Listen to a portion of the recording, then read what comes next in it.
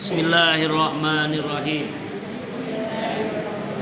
Ya, silakan sekarang dulu ya, untuk baca nanti tinggal ngapalin ya. Bismillahirrahmanirrahim. Tolong dengerin, tolong simak hadis ke-11, hadis Arba'in. Berarti Ustaz yakin bahwa jamaah Majelis Takwa udah 10 hadis sebelumnya sudah hafal. Ya kan berarti ke-11 kan? Sekarang yang ke-11, 1 minggu 1 hadis hafal. Berarti sudah 11 pertemuan hari ini. Insya Allah. Hadis ke-11 dari siapa? Dari Abi Hasan, Muhammad Hasan. Namanya Hasan dan Husain. Ini dari Hasan. Hasan ini putra dari Ali ini putra dari Abu Thalib. Ali ini adalah menikah dengan putri Rasulullah, yaitu namanya Fatimah Zahra. Punya anak 2, pertama Hasan, kedua Husain. Hasan dan Husain. Nah, Hasan dan Husain ini cucu dari Rasulullah SAW. Berarti maka Siti cucunya Rasulullah SAW. Sekarang kan masih ramai itu kalau di media sosial tentang nasab dan keturunan. Al-Balawi ya. Itu Al-Balawi itu dari cucunya Rasulullah, Hasan. Ya, itu biasa di Yaman. Itu terus sampai ke Indonesia. Ya, jadi kalau ada yang mempermasalahkan nasab, berarti orang ini memang mencari sensasi, mencari kericuhan. Padahal semua ulama, para kiai sudah mengakui bahwasanya Habib Ba'lawi, ada namanya ya As-Segaf, ada namanya As-Sihab, As-Saqaf, itu keturunan dari Rasulullah, Hasan atau Husain. Jadi kalau yang tanya masih ada nggak? Masih ada. Sampai kiamat cucunya Rasulullah itu ada, cicitnya mungkin ya, bukan cucu ya, karena sudah 1400 tahun yang lalu. Jadi kalau ada yang mempermasalahkan, biasanya orang yang tidak paham tentang nasabnya. Kenapa? Karena nasab itu sangat ketat.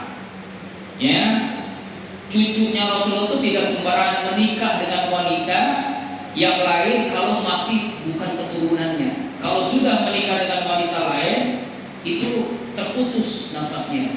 Makanya dia masih keturunannya dari Hasan atau Husain, dari Fatimah Zahra, dari Ali bin Abi Thalib. Ini sekedar informasi saya ya, sekarang masih lama itu. Ya kan? Makanya orang sudah mulai tahu siapa yang benar-benar ulama, siapa yang tahu baru. Dia ngaku-ngaku ulama padahal bukan ulama. Na'udzubillahimin. Saya tidak bahas itu, kita langsung inti hadisnya. Ya, hadisnya intinya adalah singkat padat. Hasan ini mengatakan langsung dari Rasulullah, saya menghafal. Apa kalimatnya? Da ma yuribuka ila ma la yuribu. Tinggalkan sesuatu yang meragukanmu kepada sesuatu yang kamu tidak ragu. Jadi tinggalkan yang ragu-ragu. Apa maknanya? Dalam agama itu harus kita yakin. Al-yaqinu PS ragu-ragu, bahasa Indonesia ada ya. Jadi dalam beragama itu mesti yakin, baik dalam syariat, ibadah atau akhlak, harus yakin. Kalau ragu-ragu nanti bahaya. Contoh sederhana, ibu ragu-ragu dalam syariat, dalam ketentuan-ketentuan. Contoh, ini halal atau haram, ini boleh atau tidak boleh, ini hak atau batil. Harus yakin. Keyakinan itu harus berdasarkan ketentuan. Siapa yang menentukan? Allah yang menentukan ini halal, ini haram, ini hak, ini batil, ini boleh, ini tidak boleh. Kita harus yakin. Ya, mungkin saya menyederhanakan bahasanya. Bukan nanti kalau kosong-kosong bingung ini. Contoh deh, ibu bangun rumah. Bangun rumah itu pertama dibangun apa dulu? Fondasi. Kalau rumahnya 2 lantai 3 lantai harus pakai cakar ayam. Aneh, dari mana itu ayam? Fondasinya harus kuat. Cakar ayamnya harus kokoh. Walaupun rumahnya 3 lantai 4 lantai, kalau misalnya fondasinya rapuh, bangunan itu akan ambruk, hancur. Itulah fondasi, itulah akidah, itulah iman, itulah asyhadu an la ilaha illallah wa asyhadu anna muhammadar rasul. Harus yakin. Keyakinan itu tertanam dalam jiwa kita bahwasanya kita mengakui la ilaha illallah Muhammadur Rasulullah. Tidak ada Tuhan yang berhak disembah kecuali Allah. Tidak ada yang memberikan kemanfaatan kecuali Allah. Tidak akan memberikan musibah kecuali Allah. Tidak akan memberikan rezeki kecuali Allah. Tidak ada yang menyembuhkan kecuali Allah. Tidak ada yang melunaskan hutang kita kecuali hanya. Yakin tertanam dalam jiwa kita la ilaha. Ini yakin dalam syariat. Ya, dalam syariat fondasi harus kuat. Itu syariat namanya. Kalau ibadah, yakin dalam ibadah, contoh sederhananya mulai dari yang sederhana, wudu harus yakin batal atau tidak nih. Kan kadang-kadang seringkali itu setan menjerumuskan kita, akhirnya ada orang berkali-kali wudu karena merasa dia kentut, buang angin. Kan buang angin itu macam-macam Bu ya, pernah saya jelasin kan? Ada yang suaranya kecil, baunya ada yang suaranya besar, baunya kecil. Ada yang suaranya besar, baunya besar. Kenapa? Karena setelah itu ada temannya, namanya Cepiri. Maaf Bu, bercanda supaya jangan ngantuk nantinya. Tapi memang benar kan? Nggak boleh ragu-ragu. Kalau ragu-ragu bisa berkali. Ada orang yang wudunya sampai berkali-kali. Batal nggak wudu lagi? Batal nggak wudu lagi? Ada kan ya? Nah ini penyakit was-was nih, ragu-ragu. Makanya harus yakin. Kalau batal wudu lagi. Kalau nggak ya udah. Jangan terpedaya oleh setan. Makanya pentingnya isti'adzah. Apa itu? Minta perlindungan Allah agar kita itu dijauhkan dari tipu daya setan. Sehingga ada orang wudu rakaat kedua dia masih wudu. Ada nggak? Itu penyakit tuh, harus diruqyah namanya. Karena menghilangkan penyakit was-was ragu-ragu tadi nih. Jangan sampai kita ragu-ragu. Ya, nah ini contoh saudara nih ya. Kalau syariat tadi itu ya fondasi la ilaha illallah. Kalau ini ibadah. Kalau ibadah tadi contohnya wudu. Contoh lagi sholat. Nah, apalagi kalau ibu bunda ini kan sholatnya sering di rumah. Zuhur 4 rakaat. Lagi sholat 3 apa udah 4? Ya Bu ya, sering gitu ya. 4 atau 3 atau 4. Bingung nih. Bagaimana caranya? Makanya al-yaqinu la yazid. Yakin. Dak mayu juga tinggalkan keraguan, yakin, ambil aja. 3 saja, nggak usah 4. Kita tambahin 1. Ada suami lihat, habis selesai sholat, Bu, tadi gua sholat kayaknya 5 rakaat. Enggak apa-apa. Yakinnya itu berapa? Kali 3 jadi 4 kan ditambah. Kenapa ada anak kita bilang enggak apa-apa? 1 itu bonus dapat pahala dari Allah, enggak apa-apa. Makanya hilangkan keraguan-raguan. Jangan ragu. Pernah nggak? Jangankan ibu, saya juga sering. Contohnya tadi sholat duha. Karena sholat duha itu tidak ada tahiyat awal. Saya pengen ringkas 4 rakaat 1 salam. 4 rakaat 1 salam. Jadi kalau sholat sunnah Bu, tidak boleh ada tahiyat awal. Bedain dengan sholat wajib. Kalau mau 4 rakaat sekaligus, itu sholat duha misalnya. Ada jamaah al-Maghfirah, sahabat saya jamaah namanya Haji Sahrul almarhum. Dia itu sholat duhanya selalu 12 rakaat. 12 rakaat duhanya. Awalnya saya nggak tahu. Awalnya begini, dia itu sebelum hijrah kembali ke kampung kampungnya, orang Medan. Dia tinggal di Curug Bojong Sari. Lalu dia pulang, Ustaz, saya mau hijrah kembali ke kampung. Oh silakan, karena anak-anak saya sudah selesai sekolah di sini, saya pun ingin balik ke kampung, ingin menikmati masa tua di kampung. Lalu dia infak sedikit untuk pembangunan pesantren. Saya buka 12 juta, dia amat nih. Saya tanya, maaf nih, biasanya orang sedekah itu uangnya pas, kok kenapa 12 juta? Akhirnya dia buka, alhamdulillah Ustaz, dari bujangan sampai hari ini saya istiqomah sholat duha 12 rakaat. Masya Allah, 12 rakaat, makanya di sini Andi Ranca. Ibu berapa bu? Iya nah, dua. Makanya rezekinya seret, utang banyak. Aduh, 12 rakaat ya. Makanya infak kalau saling 32.000 ya. 12 juta rupiah. Kenapa bisa begitu? Caranya bagaimana? Saya Ustaz, kalau sholat duha itu 4 rakaat sekaligus 1 salam. Berarti kalau 12 rakaat 3 kali salam. Itu mah sunnah boleh. Boleh, tapi jangan ada tahiyat. Masalahnya sering lupa. 3 atau 4 atau 5. Nah itulah pentingnya yakin. Ya bu ya, dalam sholat udah tahiyat atau belum? Benar kan? Nah, udah iktikaf atau belum? Udah al-fatihah belum? Tapi yang lebih parahnya ada ibu-ibu sholat ya enggak pakai mukena, ingatnya setelah salam assalamualaikum. Cuma pakai dasar doang, itu mau udah keterlaluan. Lupanya udah keterlaluan. Ada yang begitu ada. Alhamdulillah ini sholat ragu-ragu. Makanya harus yakin. Puasa, nah sering nih puasa nih. Nih sering puasa contohnya pagi hari biasa kan, kalau hari-hari biasa sarapan pagi.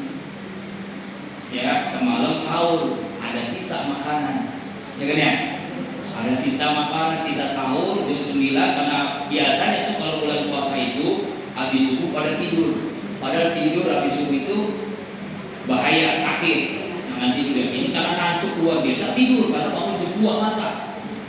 Bangun jam 9, ada sisa makanan, ibu makan, ibu biasalah. Karena menyangka bukan bulan Ramadan. Suaminya negor, bu, kok jam 9 makan? Kenapa? Astagfirullah, ragu-ragu kan? Batal, yakin atau ragu-ragu nih? Puasa atau bukan puasa? Nah ditegur sama suami baru tahu bahwa ini bulan Ramadan. Nah sering gitu kan? Batal atau tidak? Tidak. Yang penting jangan disengaja. Lupa kan? Lupa itu maafanmu, dimaafkan oleh Allah. Ragu-ragu, makanya tinggalkan karena ragu-ragu. Lanjutkan puasa, puasanya sah, itu rezeki dari Allah. Makanya kalau ibu pengen puasa nggak lapar haus, setiap hari lupa. Insya Allah gila. Nah iya mas, setiap hari lupa, gila namanya. Contoh lagi ibadah, ya harus yakin ibadah haji, ibadah zakat, ibadah infak, ibadah apa lagi, baca Quran, macam-macam. Pokoknya setiap ibadah harus yakin. Misalnya haji itu tawaf, ya kan, keliling Ka'bah 7 kali putaran, sa'i 7 kali dari Bukit Safa dan Marwah. Beda 7 kalinya ya bu ya. Yang udah haji ada yang udah haji. Nah itu kan udah 5 apa baru 7? Apa udah 7? Ragu-ragu kan? Ya kan? Kenapa bisa ragu-ragu? Karena jamaahnya puluhan ribu orang, ratusan ribu, bahkan jutaan orang tawaf satu tempat, ya kan? Ragu-ragu. Sedangkan pembimbing hajinya udah jauh banget, kita masih ketinggalan, sendirian kita, ragu-ragu nih. Ini udah 6 kali putaran apa udah 7? 7 apa 5? Oh 5 dah. Makanya harus pentingnya ilmu. Yang yakin itu karena ilmu. Jadi keyakinan itu berdasarkan ilmu. Makanya harus yakin. Kalau lupa 6 apa 7, 6 aja, nggak apa-apa sampai 8 juga. 8 kali putaran. Tawaf, sa'i juga begitu. Ya kan, melempar jumroh begitu, lupa, namanya lupa kan. Yang penting yakin itu harus dengan ilmu, yakin dengan ilmu. Jadi, nah makanya nanti ilmu itu ada 3 bu. Ilmu ada 3. Ada yakin, maaf. Yakin itu ada 3. Ada namanya ilmul yakin, ada ainul yakin, ada hakul yakin. Hakul yakin. Yakin bukan ilmu, maaf, yakin ya. Yakin. Yakin ada 3. Ada ilmu yakin, ada ainul yakin, ada hakul yakin. Apa bedanya? Ilmu yakin itu mengetahui agama dengan ilmu, harus yakin. Makanya kita ngaji baru jadi masuk ke ilmu yakin. Kalau ainul yakin, dia sudah melaksanakan sholat, melaksanakan puasa, sudah masuk ke ainul yakin. Kalau hakul yakin, sudah merasakan asalnya pengaruhnya dalam kesehariannya. Hakul yakin. Mungkin susah beda ini ya. Beda ini gampang begini dah. Ibu ada yang banyak kan yang belum haji umroh, banyak kan ya? Umroh itu kemana? Haji itu kemana? Ke Mekah. Di Mekah ya, di Masjidil Haram. Tempatnya di mana? Di Saudi Arabia. Di situ kan ada Ka'bah. Setiap hari sekarang kan ada YouTube, bisa melihat YouTube dan ada TV. Tapi itu baru ilmu yakin.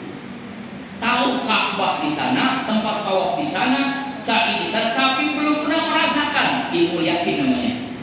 Ilmu yakin. Kita belum pernah haji, belum pernah umroh, tapi kita melihat TV, dia jelaskan oleh ustaz, oleh kiai bahwa yakin bahwa Ka'bah itu di Saudi Arabia, tempatnya tawaf di sini, tempatnya sa'i di sini, tempatnya melempar jumroh di sini, wukuf di Arafah di sini. Kenapa? Karena ada TV, karena ada YouTube kan. Itu namanya ilmu yakin. Belum ke sana ilmu yakin. Ainul yakin. Nah, ibu yang pernah haji nih, dia pernah umroh, pernah tawaf, merasakan bagaimana indahnya tawaf, sa'i, apalagi sudah haji, wukuf di Arafah, habis di Musdalifah, kemudian di Mina, kemudian melempar jumroh 3 kali kan, ula usta aqaba, kemudian berziarah ke makam Rasulullah, berdoa di Raudhah. Udah merasakan itu namanya ainul yakin. Kenapa? Udah merasakan ainul yakin. Bener yakin kita ujung menikah. Kalau hakul yakin siapa ini? Ini ustaz atau orang yang tinggal di sana bertahun-tahun di Mekah. Sampai kalau ditanya nggak bakal kesasar ya. Mukimin namanya, mukimin orang Indonesia udah 20, saya punya teman 20 tahun udah lebih di sana, namanya Ustaz Umar. Itu hakul yakin dia tuh. Makanya kalau dia nggak bakal kesasar kan. Kayak mau belanja pun kemana pun aman.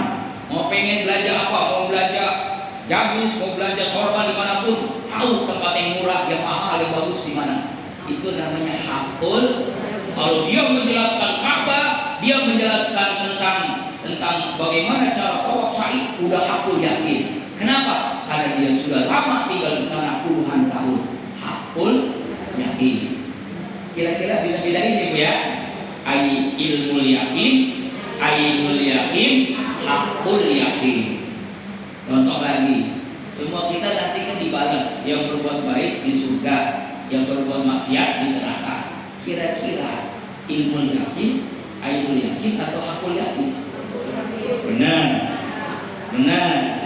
Ya, buktinya masih suka ngerumpi, buktinya masih suka bohong, buktinya masih suka jolim sama suami, buktinya masih jahat sama tetangga, buktinya masih hasut, berarti belum hakul.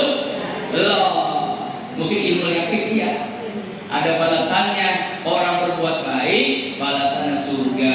Orang berbuat jahat, balasannya itu baru ilmu yakin, belum ainul yakin. Kalau hakul yakin bu, full totalitas 24 jam taat kepada Allah. Memang susah. Kenapa? Karena ada penyebabnya. Nanti kita lihat penyebabnya. Nah, ini namanya ibadah. Harus yakin dalam ibadah. Tidak boleh ragu-ragu ya bu ya.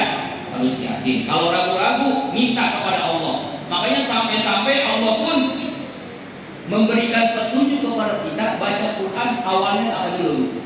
Fa idza qara'tal Quran fasta'iz billahi minasyaitonir.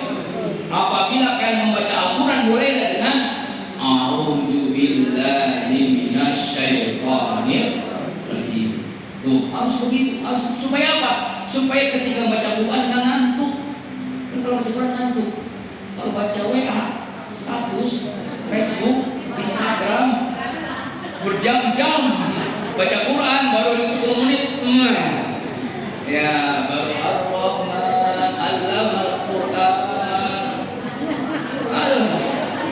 Bener ya?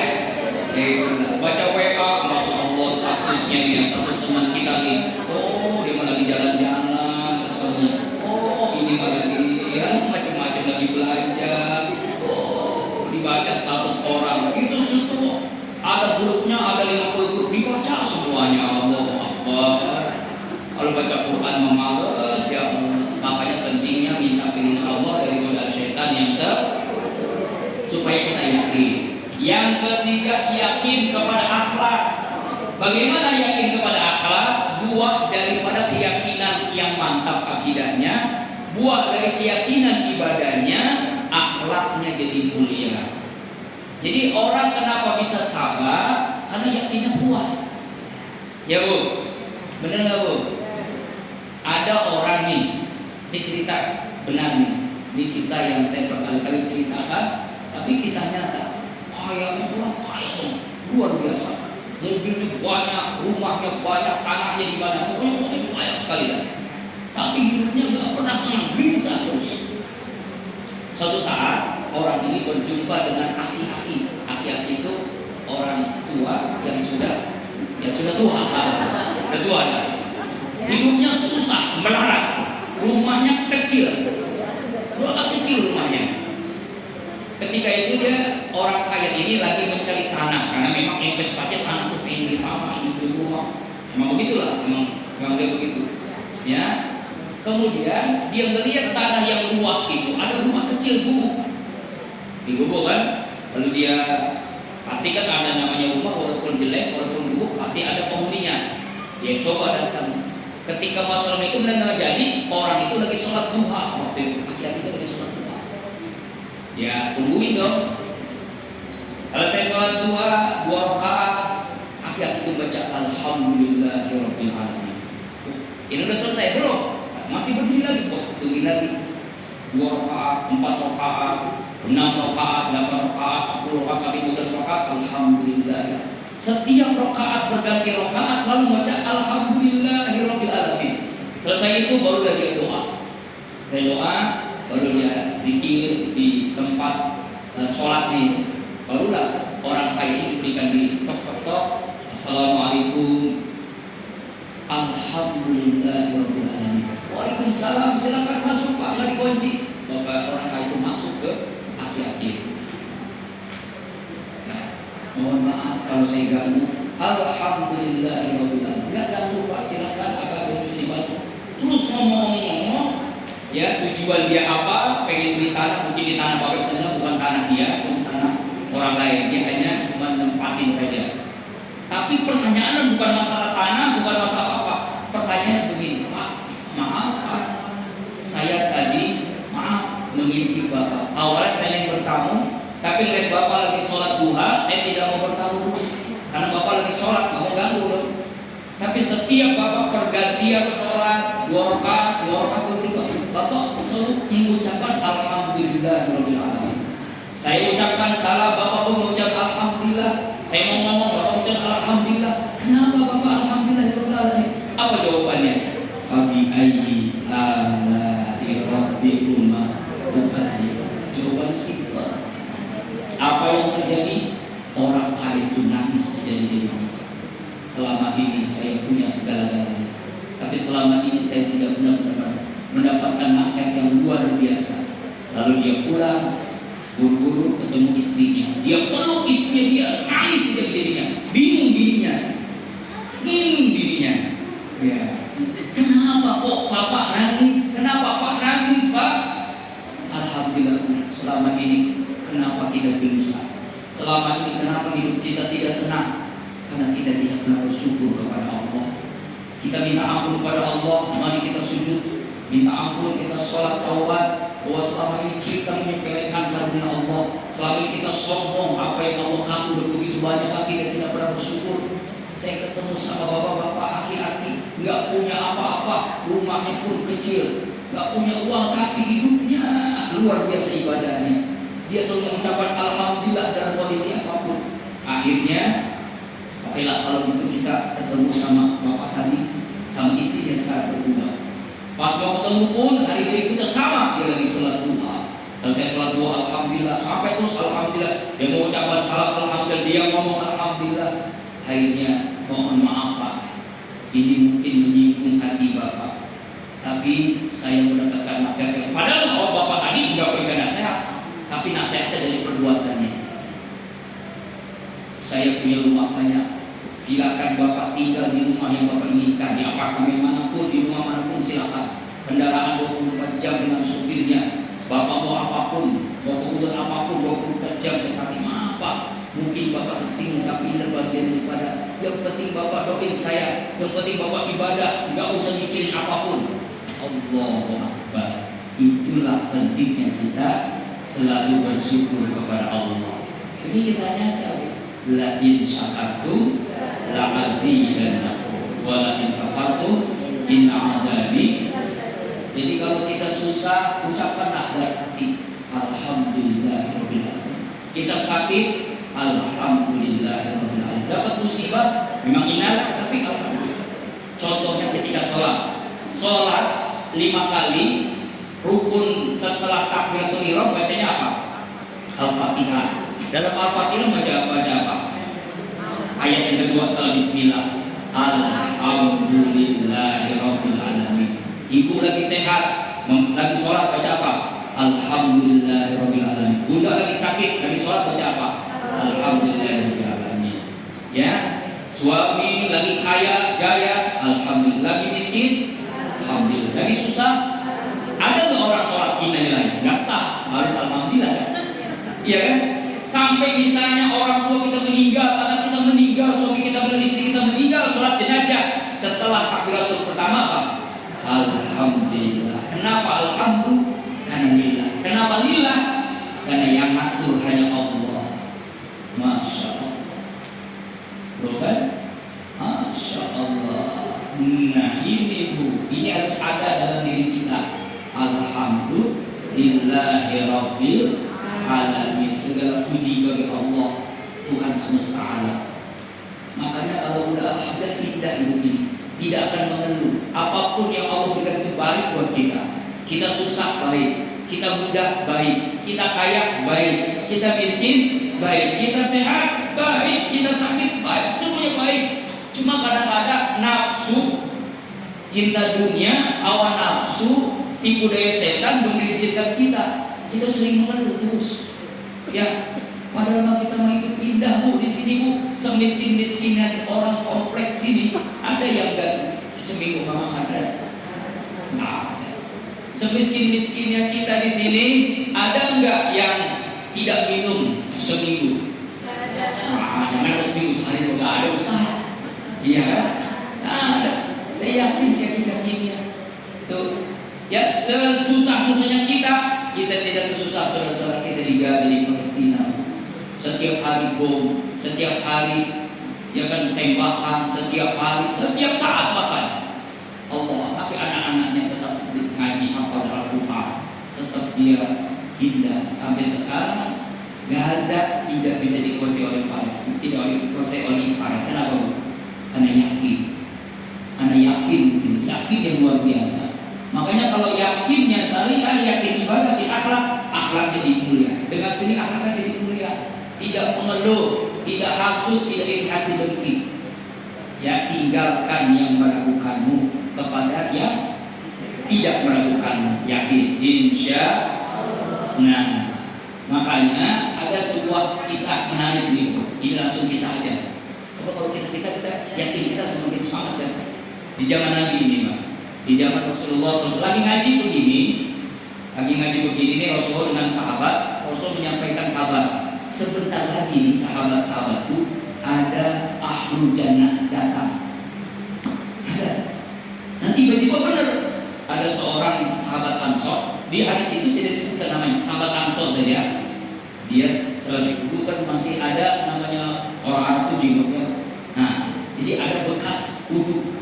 Dia langsung duduk di pengajian bersama sahabat yang lain. Hari yang kedua, Rasulullah mengatakan hal yang sama. Sebentar lagi sahabat-sahabatku ada ahlul jannah datang di tengah-tengah kita. Hari yang kedua ternyata sahabatnya sama, orang yang sama itu juga.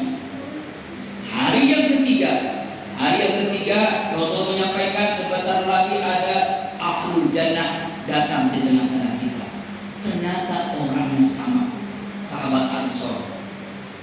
Ada salah seorang sahabat yang penasaran, namanya Al-Amr bin As. Penasaran. Selesai ngaji, bubar kan ini kita bubar kan ya. Nggak ada di sini sampai jam sampai zuhur nggak ada ya. Sampai isya nggak ada. Pasti pulang. Pulang. Penasaran, dia ketemu sama sahabat Ansor. Pak, maaf, ada apa ya? Saya ada masalah dengan keluarga, bahasa diplomatis. Bolehkah saya nginap saja di rumah Bapak 3 hari saja? Tafadhol, silahkan, tapi saya nggak punya apa-apa. Hidup saya susah. Enggak, saya juga bukan numpang makan, saya numpang tidur karena saya ada masalah dengan keluarga saya. Ini bahasa diplomatis Amr bin As. Yaudah, silahkan. Nah, dia nginep 3 malam, 3 hari 3 malam. Dia nginepnya kayak mimpi. Ini penduduk surga. Apa sih kerjaannya? Ngapain aja dengan ibadah? Dia mimpi. Biasa aja, sore-sore udah tidur. Ya kan? Ya, sholat berjamaah, maghrib bisa berjamaah terus pulang. Karena tidur. Lalu zikirnya nggak banyak. Jam 1, jam 2 kira-kira tengah malam bangun. Sama dengan sahabat yang lain. Sholat tahajud biasa. Hari malam kedua begitu juga, ibadahnya biasa-biasa juga. Aneh kan? Udah, akhirnya 3 malam sudah menunjukkan pamit karena ceritanya cuma 3 malam saja nginep. Maaf Pak, sudah 3 malam saya nginep di rumah Bapak, tapi maaf sekali lagi, saya berbohong. Berbohong apa? Saya nggak ada masalah dengan keluarga saya. Saya ingin mengetahui apa sih yang menyebabkan Rasulullah SAW antum termasuk ahlul jannah, surga. Saya lihat ibadahnya sama saya. Enggak istimewa banget, enggak sampai dikit lama, enggak sampai ibadahnya apa sampai hitam apa namanya jidat, biasa aja.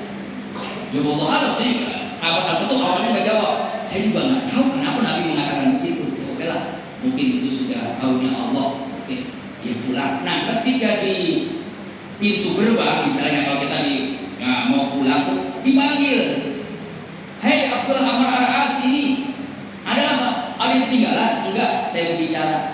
Yang ada yang tahu ya. Mungkin wallahu alam saya juga tahu. Alhamdulillah Allah takdirkan saya tidak pernah benci kepada siapapun, tidak pernah iri hati kepada siapapun, tidak pernah dengki kepada siapapun, tidak pernah ujub, bangga diri, tidak pernah hasut, tidak pernah apa-apa lagi membicarakan Allah. Saya sibuk dengan aib diri saya sendiri. Tidak pernah ghibah, tidak pernah benci, tidak pernah sujud sama orang lain. Oh, itulah penyebabnya. Rasulullah mengatakan dia perlu surga. Apa maknanya? Yauma la yanfa'u malun wala banun illa man atallaha biqalbin salim. Ingatlah pada hari yang tidak bermanfaat harta kita, kekayaan kita, keluarga kita, kecuali hamba Allah yang memiliki hati yang bersih.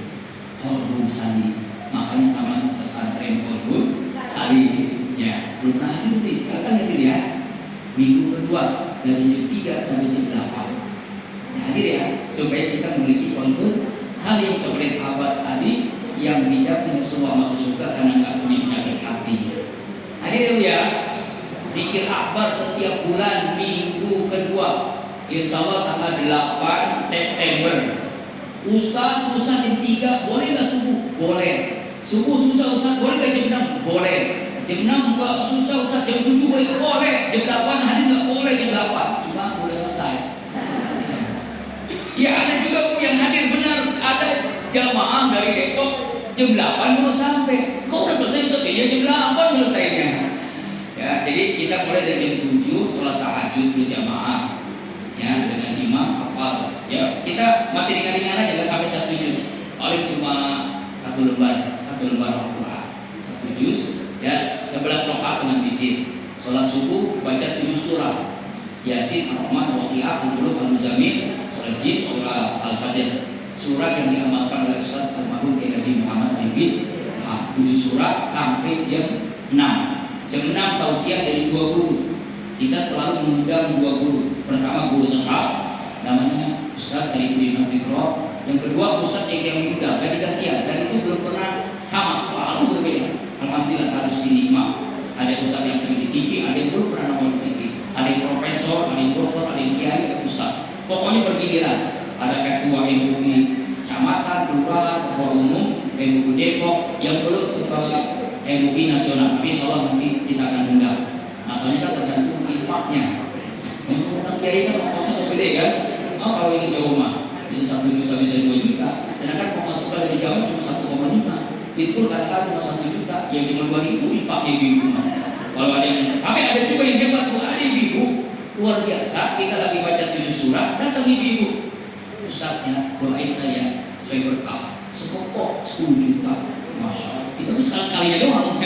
Sekarang belum ada lagi. Mudah-mudahan nanti dari ibu ini ya.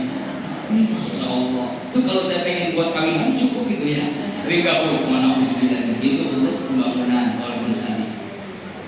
Kemudian tausiah sampai jam 7. Jam 7 sampai jam 8 zikir muhasabah ya bersama saya seperti almarhum Kiai Haji Muhammad Ilham Bibir dari baca Fatihah sampai doa sampai selesai. Jam 8 selesai. Di situ kita sarapan pagi. Kalau ada yang nasi, ya, ada yang nasi uduk, ada bubur, ada, ya itu ada yang bawa sendiri. Nggak tahu siapa yang bawa, ada aja jamaah yang bawa. Ustaz, besok saya nasi uduk ya, boleh silakan. Ustaz, besok saya mau bubur, silakan. Sekali kita makan bareng. Jam 8 selesai. Alhamdulillah. Sudah 2 tahun masih belum pernah hadir. Hadir kan ya? Alhamdulillah. Pengen tahu. Tanggal 8 September setiap Ahad kedua. Ya, jam 3 sampai jam 8. Insya. Nah, apa maknanya ungkapan hadis tadi? Ternyata Bu, sehebat apapun amal kita, sebanyak apapun amal kita, kalau hati kita kotor, non-sen di hadapan Allah. Kita banyak infaknya, rugi dari terima oleh Allah. Kita banyak ilmunya juga Allah nggak terima. Kita banyak ibadahnya pun kalau hati kotor, Allah tidak terima. Ya kan apa? Pentingnya menjaga hati. Allah inna bil wudhu ija sholat yang sebelum wajib pasal. Itu pun hadis itu pernah kita pelajari kan? Pentingnya hati itu raja, prajuritnya anggota tubuh ini. Kalau rajanya bersih, baik, maka semua anggota tubuh melakukan kebaikan. Makanya jangan sampai kita punya penyakit hati. Kemarin kita pelajari tengil kan, penyakit hati kan tengil kan, udah di tengil, penyakit hati tengil. Tahu tengil? Takabur, emosi, norak, apa lagi? Tengil. Itu penyakit hati tengil. Penyakit hati. Ya, takabur, emosi, norak, mubazir ya orang ini ya. Kemudian ghibah atau galak, ghibah, gosip, iri hati, i-nya, r-nya loba. Loba ini apa namanya? Serakah. Ya. Nah, loba, r-nya loba. Atau juga nanti ada singkatan lagi, masih banyak lagi. Syirik, nah ini. Syirik ini musyrik, munafik. Apa lagi? Ya, apa yang lain? Masih penyakit masih banyak tuh.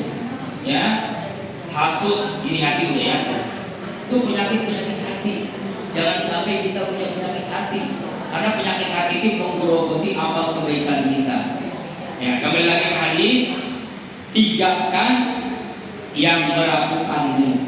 Jangan ragu-ragu dalam ibadah, apalagi keyakinan. Jangan ragu-ragu dalam akhlak. Akhlak kita mulia karena Allah yang memberikan kita. Caranya alhamdulillahirabbil alamin. Kalau alhamdulillah pasti harus lillah. Kalau lillah yang atur Allah. Ilmu yakin, ainul yakin, dan hakul yakin. Mudah-mudahan kita diberikan keyakinan oleh Allah Subhanahu wa ta'ala.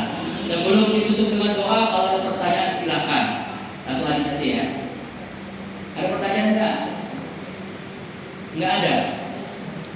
Cukup. Oh, berarti udah paham semua. Tinggal diamalkan. Amin. Kalau ada yang nanya, Ustaz, asal rumah tangga juga boleh. Tapi jangan di sini. Nanti khawatir membuka aib ibu ya. Silakan aja di grup WA di WA saya ya, silakan. Soalnya banyak juga yang curhatnya pengen di WA Ustaz, boleh. Yang penting jangan buka aib. Gimana caranya? Ya curhat aja sama Allah. Pasti Allah selesaikan masalahnya. Insya Allah. Ada amalan 5 is. Udah pernah Bu dengar 5 is? Ini kalau AA kan pengen apa ada? Ini ungkapan dari AA Saifullah. 5 is mengatasi berbagai masalah. 5 is. Pertama isnya, ini kan masih ada waktu kan? Ya, is yang pertama 5 is. Nanti saya kirim videonya ya. Isti'azah. Yang kedua istighfar. Yang ketiga istikharah. Yang keempat istiqomah.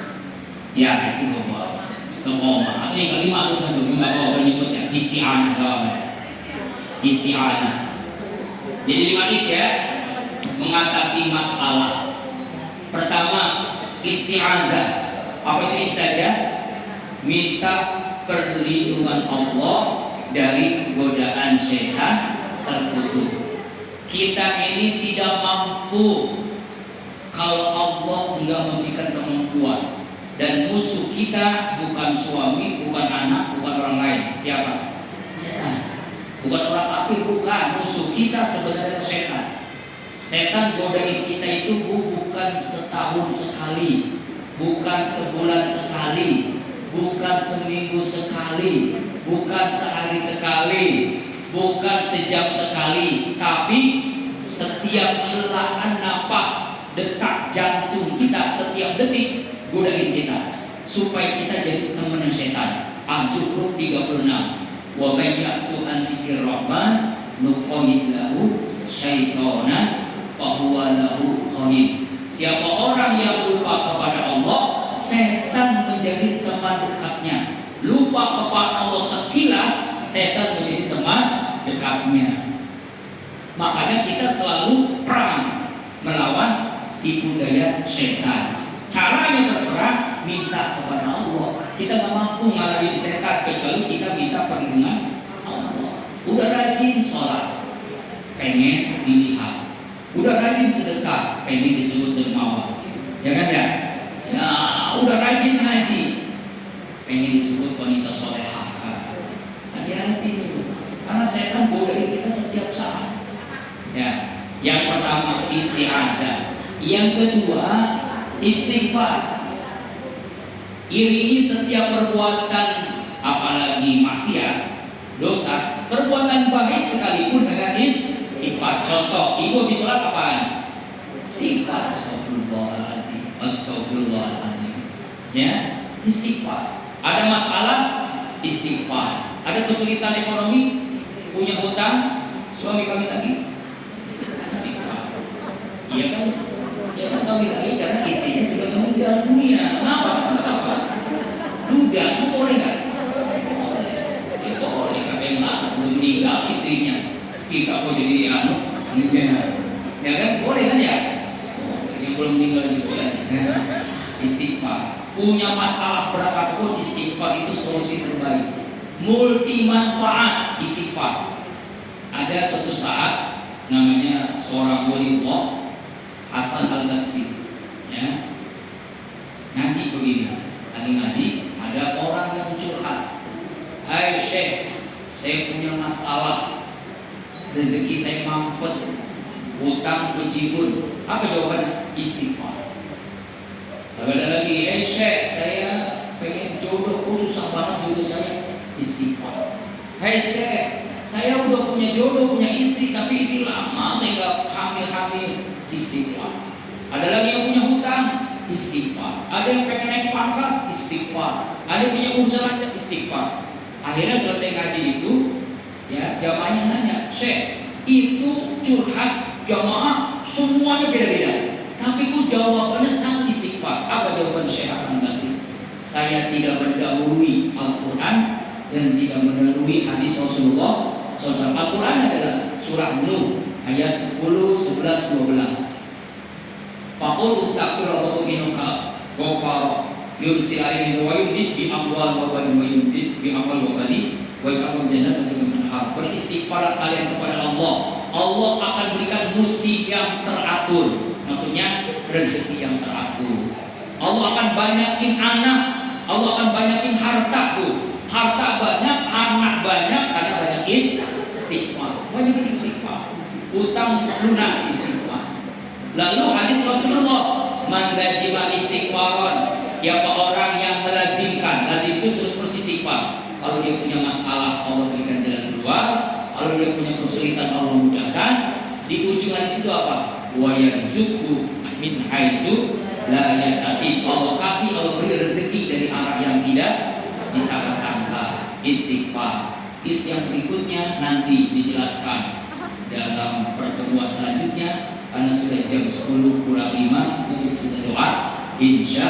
Atau lebih lengkapnya sekarang lagi nulis buku ini.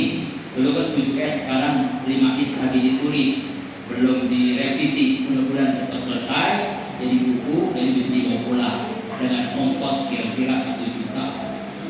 Enggak bercanda, insya Allah. Mudah-mudahan jadi berkah ya. Semua keuntungan saya nulis buku atau dulu Al-Quran atau kalender, semuanya adalah untuk pembangunan pesantren Qulbun Salim. Nah, sekarang masih butuh banyak banget ya. Karena pesantren Qulbun Salim itu bayar, gak gratis bayar. Cuma bayarannya paling mahal 50 juta. Dikurangi nolnya, tinggal 50.000 sebulan. Mana ada pesantren dari Gubernur Mekar bayar 50.000 sebulan. Coba cari. Dan itu khusus mahasiswa. Saya terima hanya mahasiswa doang, belum mahasiswi. Kenapa belum mahasiswi? Karena mahasiswi belum ada asramanya. Sedang ngincer tanah, lagi ngincer tanah ya untuk mahasiswi. Kenapa mahasiswa? Karena pesantren sanawiyah itu banyak di sini. Yang pesantren mahasiswa belum ada kan? Makanya pesantren itu khusus mahasiswa. Kecuali yang anak-anak kecil itu ngaji pulang pergi, namanya bukan mukim, namanya santri kalong. Boleh, tingkat TK ada, tingkat SMP, sanawiyah, aliyah ada. Itu mau pulang pergi. Itu ada sekitar 130 orang. Yang bocil-bocil kayak begini ada, pada asar, pada maghrib, yang udah SMP, SMA itu banyak. Ya, tapi kalau yang mungkin khusus mahasiswa. Sekarang baru mahasiswa 2 kampus, SEMI dan UIN. Sebentar lagi mahasiswa ini tempat saya ngajar di IID, saya ngajar di dosen di IID. Apa itu IID? Institut Agama Islam Depok. Tahu kan Bu? Saya ngajar sebagai dosen tetap di Fakultas Syariah. Jadi kalau ibu anak-anak mau kuliah di situ, mau jadi guru, ada Fakultas Tarbiyah. Mau jadi hakim, mau jadi kauma, Fakultas Syariah. Atau mau jadi peneliti, ada fakultas. Atau mau jadi kerja di bank perbankan syariah, ada. Salah satu dosen namanya saya yang ngajar di situ. Ya, Institut Agama Islam Depok Al-Karimiyah di Sawangan.